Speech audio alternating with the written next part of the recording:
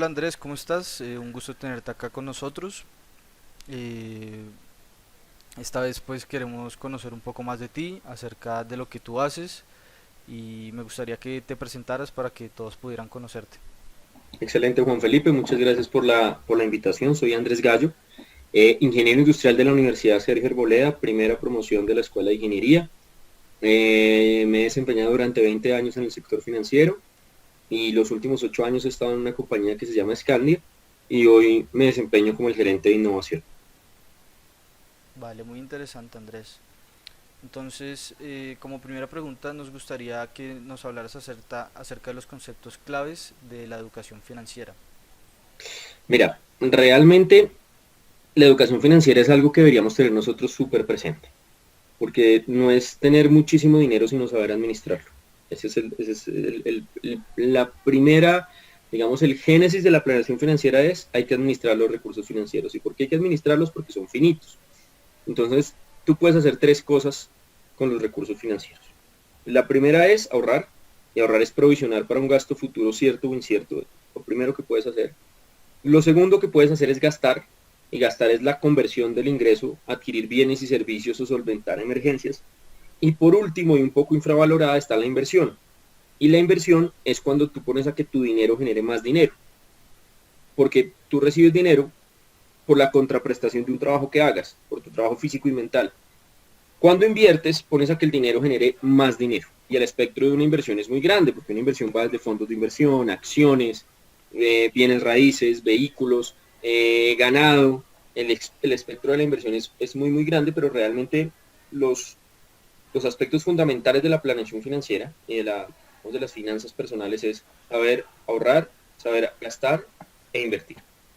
Y son las tres cosas que puedes hacer con los recursos financieros. Vale, súper interesante. Ahora también nos gustaría ampliar un poco el tema de la educación financiera y que nos expliques qué son los ingresos pasivos. Bien, ingresos pasivos es, tiene que ver mucho con esto que te decía de los rendimientos y de la inversión. Te pongo un ejemplo, yo soy gerente en Scandia y al ser gerente de Scandia recibo una contraprestación por mi trabajo. Si yo parte de ese ingreso lo convierto en un CDT o lo convierto en un fondo de pensión voluntaria, en una inversión, voy a empezar a recibir unos rendimientos que voy a considerar como ingresos pasivos. ¿Por qué ingresos pasivos? Porque yo no estoy haciendo alguna actividad diferente a ese momento uno de inversión que hice, sino que me van llegando porque la inversión es yo pongo un capital, espero un tiempo y recojo capital más rendimientos. Ese es ese concepto de ingresos pasivos, que no van a capturar tu trabajo físico y mental, sino que se generan por una inversión en la que estés participando. Se puede generar también por una comisión. Las comisiones también pueden ser un ingreso pasivo. Es bien interesante entender que a veces el error está en creer que solamente tenemos una fuente de ingresos y entre más y tenemos n fuentes de gastos. Entonces la correlación es esta, una fuente de ingresos por n fuentes de gastos, al menos deberíamos tener 2, 3 o 4 ingresos para poder administrar los gastos. Vale, interesante. Hay mucha gente que se confunde pues entre activos e ingresos pasivos. ¿Podrías intentar Bien, aclarar? mira, ¿qué sucede? Digamos que similar a las empresas, las estructuras de un balance general de una compañía o de una persona es activos, pasivos y patrimonios, ¿cierto? Sí, Activo es lo que es mío, pasivo es lo que le debo a terceros, patrimonio es el valor de la sociedad, que es el valor de los socios. Digamos que en las personas naturales se pierde un poco ese concepto de patrimonio y se confunde con activo, porque más o menos yo soy el socio de mi vida, entonces activos y patrimonios van a ser lo que esté a mi nombre. Activo es mi casa, activo es este computador, activo es el carro. Ingresos pasivos son esos que entran a mi cuenta o entran a mi registro y yo los puedo convertir en ahorro, gasto o inversión. Si se convierten en ahorro, si se convierten en inversión, van a hacer crecer mis activos. Si se convierten en gasto, digamos tangencialmente pueden convertirse en activo porque, te pongo un ejemplo, me gano un bono de 50 millones de pesos y decido comprarme un carro. Lo gasté, pero ya no tengo 50 millones en billetes, sino tengo 50 millones en ruedas. Entonces, activos es lo que está a mi nombre, ingresos pasivos es eso que recibo como ingreso y que probablemente su origen no sea mi trabajo físico y mental. Perfecto, muy interesante. Ah, listo, muchas gracias por la aclaración. Y bueno, también nos gustaría que nos hable sobre los ingresos relacionados con el mundo digital, ahorita que Bien, está en auge ese tema. mira, yo creo que algo que estamos viviendo en este momento es que veíamos lejano todo el tema de transformación digital. Decimos, sí, es que la gente en Silicon Valley se tiene que estar preparando, es que eso nos va a pasar. Lo que estamos viviendo nos llevó a una transformación digital forzosa. Y entonces, en ese ecosistema nos encontramos muchas cosas. Entonces, por un lado nos encontramos todo lo tradicional que ha migrado a pasarelas de pago. Entonces, como yo puedo ser perfectamente un profesor de mandarín, que todo mi ingreso es a través de un tema digital, puedo empezar a trabajar en algo que lleva unos años y son las criptomonedas. Las criptomonedas son un movimiento diferente a las monedas representativas de los países. Digamos que, y me voy a ampliar un poco esto para que nos quede claro, porque yo me acuerdo cuando yo era chiquito, que yo decía, es que los problemas del mundo se pueden solucionar muy fácil, impriman muchos billetes y todos somos ricos. Esa es la fácil. Sin embargo, los países tienen control del dinero que imprimen para poder articular demanda y oferta y para poder saber cuál es el real valor de lo que existe en el país. Yo no puedo ir imprimiendo, porque si no eso me va a generar unas hiper mega inflaciones y va a descompensar la economía y está el valor del país. Dos ejemplos de eso, nuestros vecinos venezolanos y nuestros vecinos de abajo argentinos, que intentaron solucionar sus problemas económicos imprimiendo papel moneda para que haya más papel moneda en el mercado, y lo que hicieron fue devaluar terriblemente el dinero.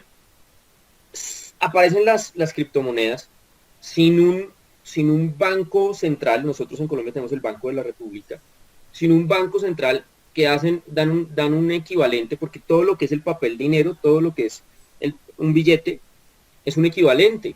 Vámonos a la economía primitiva. En la economía primitiva yo era quien cazaba bisontes, y yo llegaba donde ustedes y les decía, miren, les tengo carne de bisonte y piel de bisonte, ustedes denme ollas y denme armas. Eso se llamaba trueque.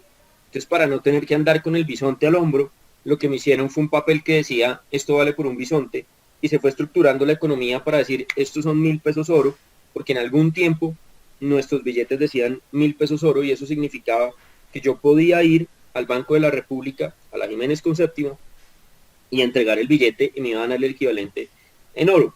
Eso hace el Banco Central, mide esas equivalencias. Aparece todo el tema de criptomonedas que me da equivalencias, se minan de una manera diferente, porque ese minado es la protección de la vulnerabilidad que tenga la criptomoneda, porque es un medio inmaterial, no existe físicamente.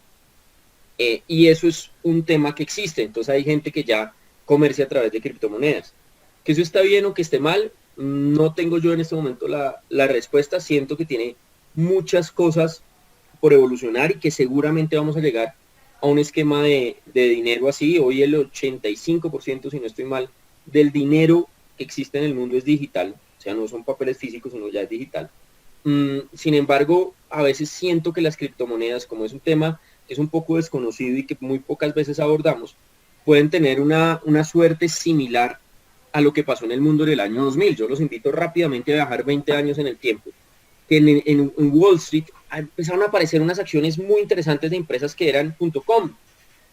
No acaban de hacerlo, en Internet es de 1964 y se llamaba ARPANET, pero en los años 2000 todo el mundo empezó a hacer sus páginas de Internet, y estas páginas de Internet decían que eran empresas, y la gente empezó a poner esas empresas en bolsa. Hay un capítulo muy bueno de Los Simpson para que los busquen, de los viejos, donde a Bart le pagaban con acciones de una empresa. Entonces las acciones eran como un rollo de papel higiénico, porque eso fue lo que pasó hoy en el 2000. Todo el mundo quería tener empresas acciones en el sector tecnológico y de las .com, y esto fue una burbuja y estalló.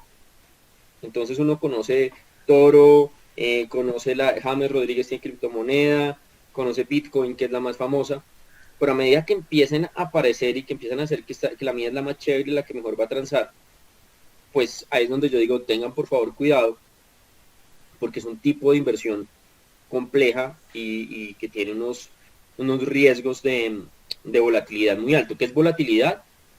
Un electrocardiograma, que tanto suben y bajan los precios de los elementos.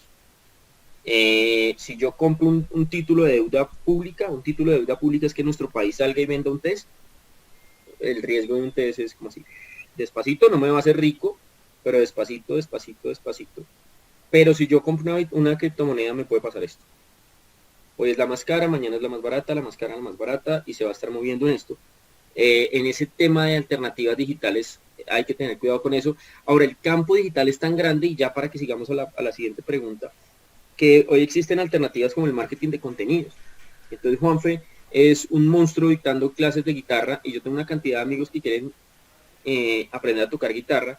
Juanfe se suscribió a un portal como Hotmart, entonces en Hotmart él pone clases personalizadas de guitarra para zurdos, que lo complejiza un poco, y yo hago llegar y yo le digo a la gente, mire, si usted utiliza mi código SKWX, la clase de Juan Felipe le va a pasar de costar $100 a costar $20. Uy, súper chévere, venga el código. En ese código le dicen a Juan Felipe que yo, Andrés Gallo, se lo referí, partimos el valor, me llega a mí un valor, a Juan Felipe. Eso es forma de hacer dinero digital a través del marketing de afiliados. Vale, muy interesante la verdad en este auge que tiene la moneda digital, que es Bitcoin, y que mucha gente pues tiene muchas dudas acerca de la moneda porque no conoce muy bien el mercado, pero pues poco a poco la gente se tiene que ir adaptando, que es la nueva tendencia de la economía. Entonces muchas Sí. gracias, Andrés. Entonces ahora vamos con otra pregunta, que es cómo invertir los ingresos que están formulados para la creación y la expansión de los negocios, en cuanto puede ser un negocio virtual o un negocio físico.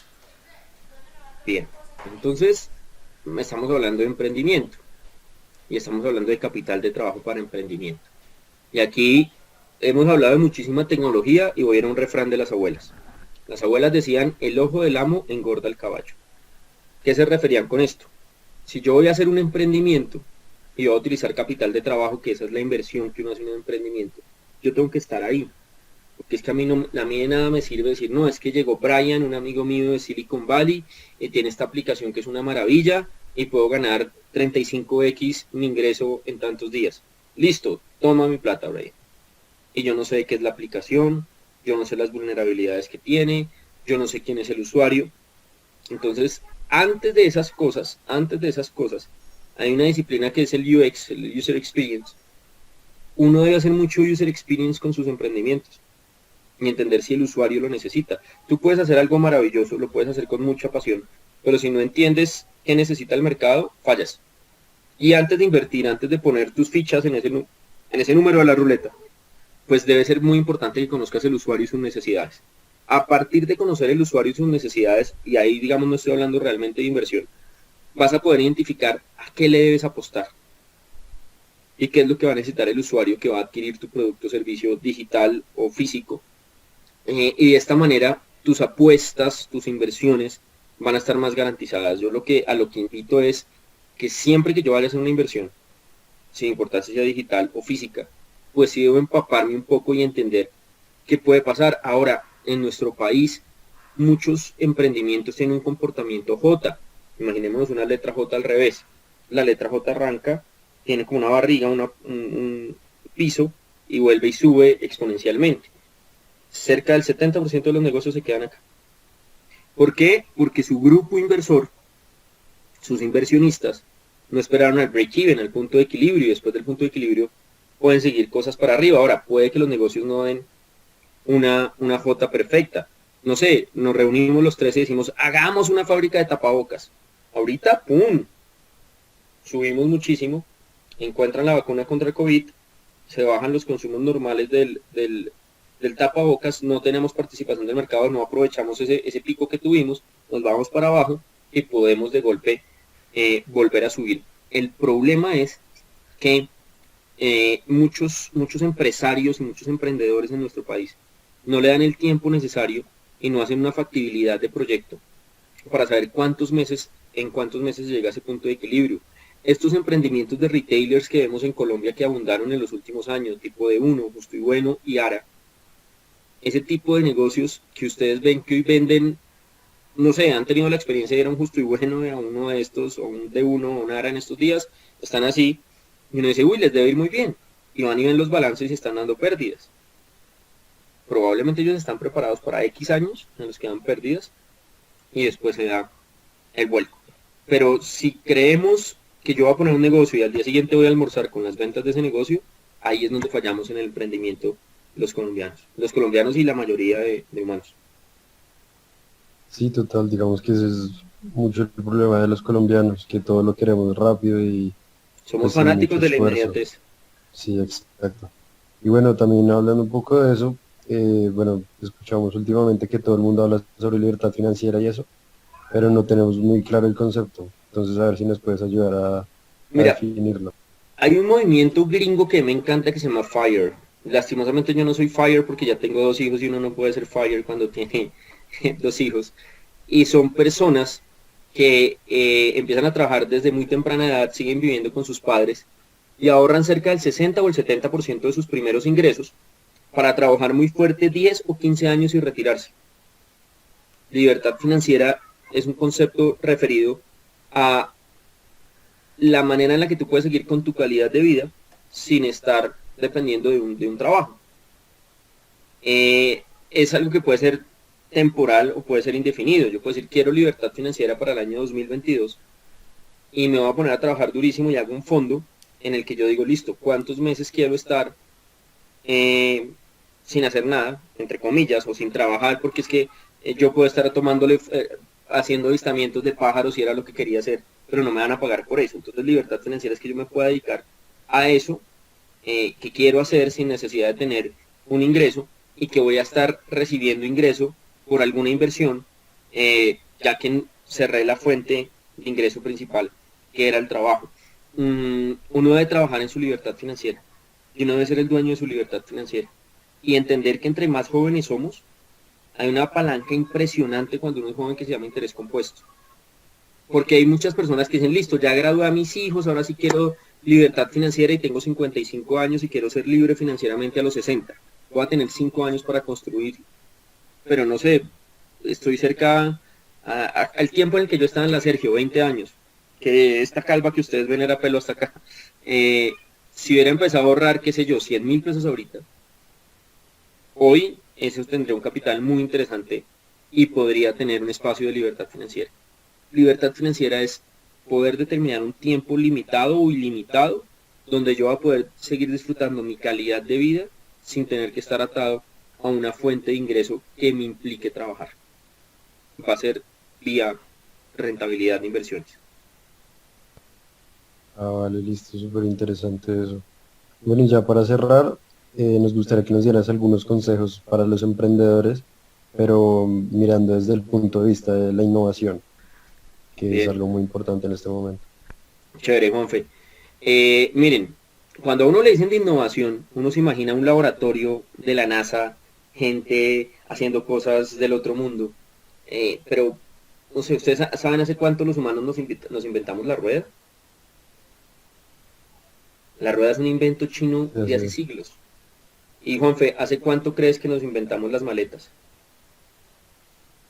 no, también hace mucho tiempo. Siglos, Edad Media.